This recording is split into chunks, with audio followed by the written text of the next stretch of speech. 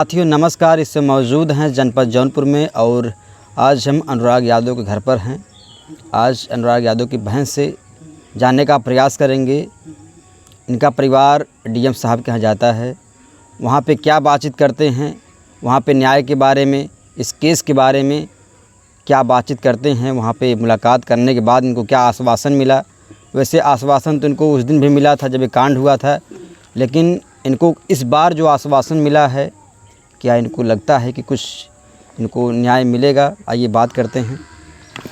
आपका पूरा परिवार गया था, आप भी साथ में गई थी, तो क्या वहाँ पे बातचीत हुआ, क्या आप प्रस्ताव लेकर गई थी?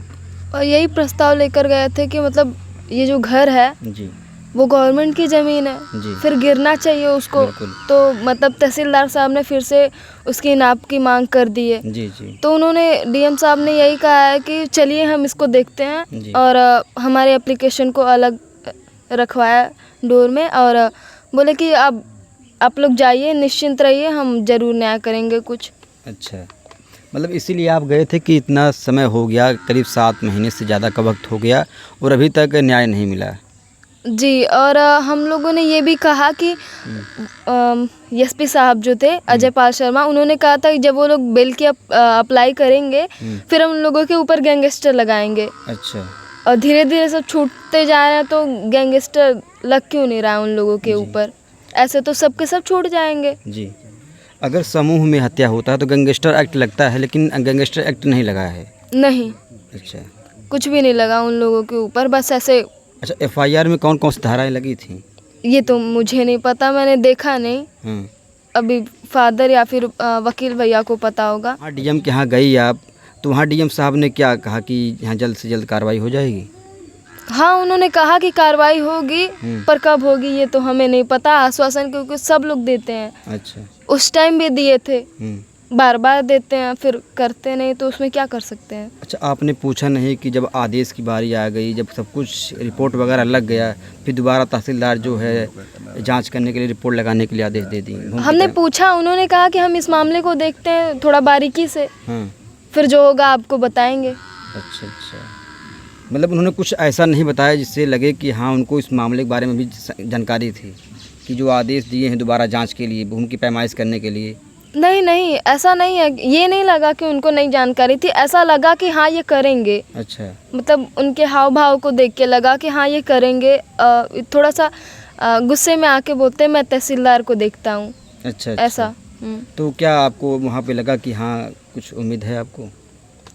भैया कैसे लगेगा कि उम्मीद है? कितनी बार सब लोग बोल के गए हैं, फिर बार बार वही तो बोलते हैं, फिर करते भी नहीं।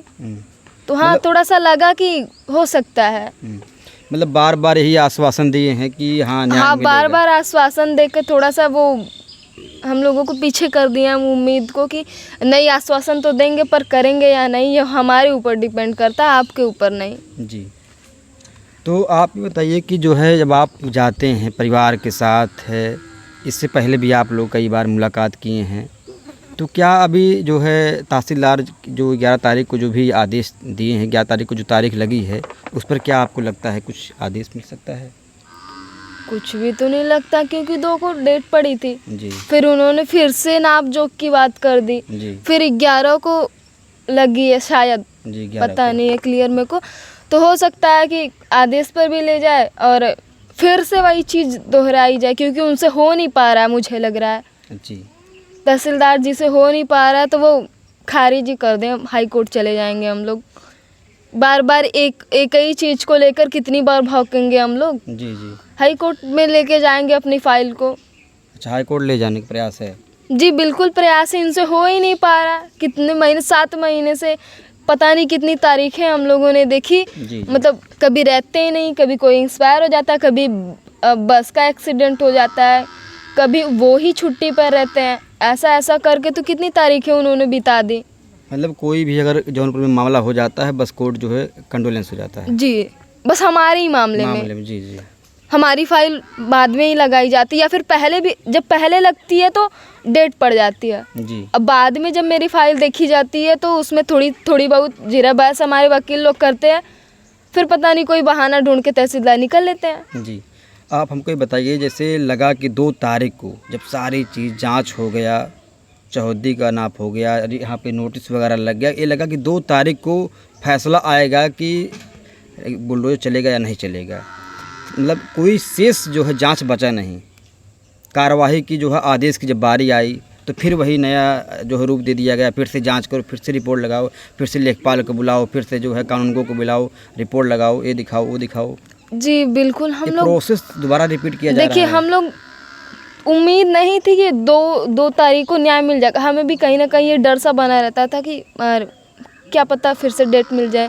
पर मतलब हमारे वकील जो है सत्यवीर जी, उन्होंने इतनी बहादुरी से अपनी चीज़ को रखा है। जी जी। और मतलब वही जीरा बहस करते हैं ज़्यादातर, उन देखा है तो लगा कि हाँ हो सकता है। पर तहसीलदार इतने क्या ही बोले उनको, इतने गिरे आदमी है कि बिल्कुल भी इंसानियत नाम की कोई चीज़ नहीं है, सब पैसे पर मरे हुए पड़े हैं। सत्यवीर साहब ने भी कहा था, वकील साहब जो है, अगर उन्होंने बोला अगर 2 तारीख को फिर से अगर जांच का आदेश आया तो ज़रूर जो है सत्ता का हनक है, प्रेशर है, उन्होंने कहा था ऐसा, और वही हुआ। देखिए, वो उनका काम है लड़ना और तहसीलदार का काम है सुनना। जी जी। और सुन के न्याय करना। जी। कम से कम जिस कुर्सी पर बैठे हैं उसकी तो लाज कर लें। जी।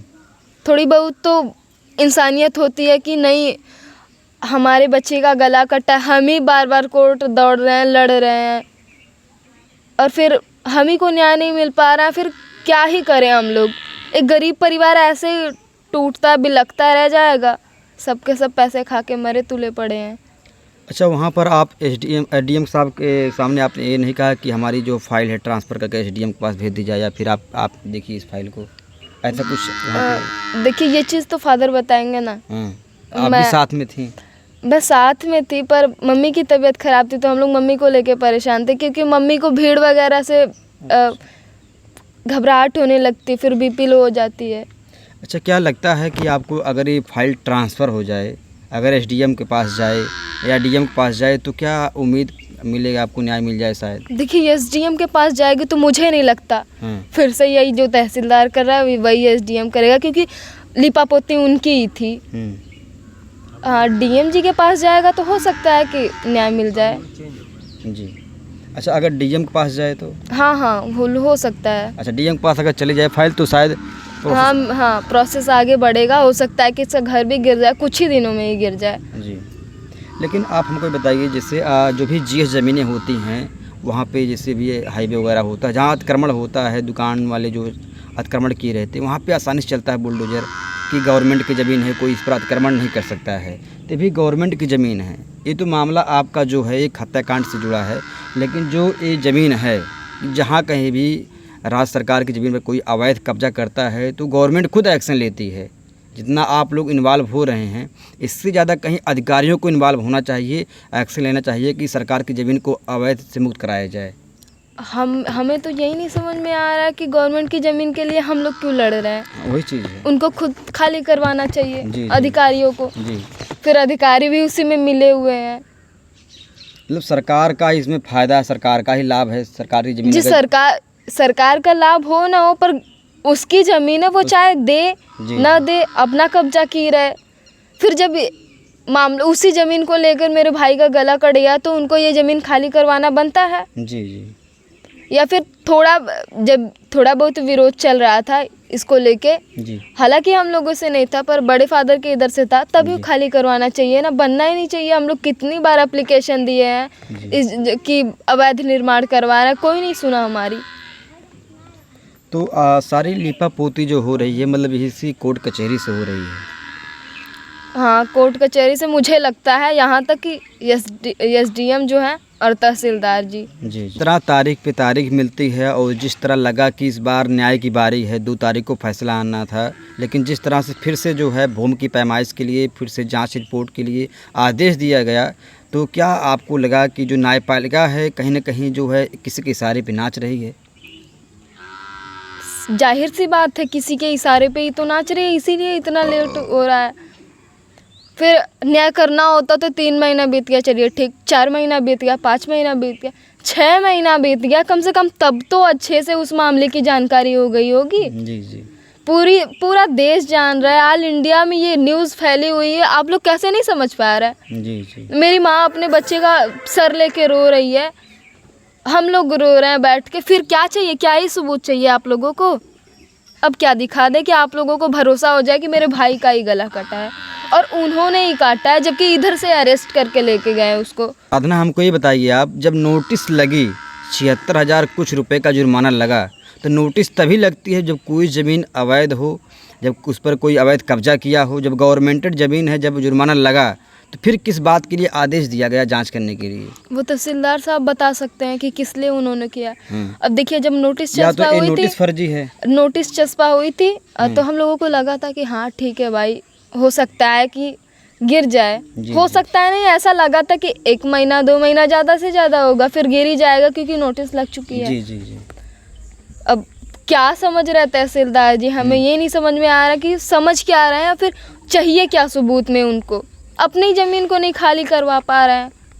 कहीं ऐसा तो नहीं कि नोटिस देकर आपको एक आश्वासन दिलाया गया हो कि जैसे कि होता ना कि लॉलीपॉप दे दे कि हाँ आपको न्याय मिल जाएगा? नहीं, देखिए मुझे लगता है कहीं ना कहीं ना कि एक बार उन्होंने सोचा होगा न्याय के लिए, फिर पैसा पा गए होंगे या फिर सत्ता का दबाव रहा होगा, इसलिए पलट गए।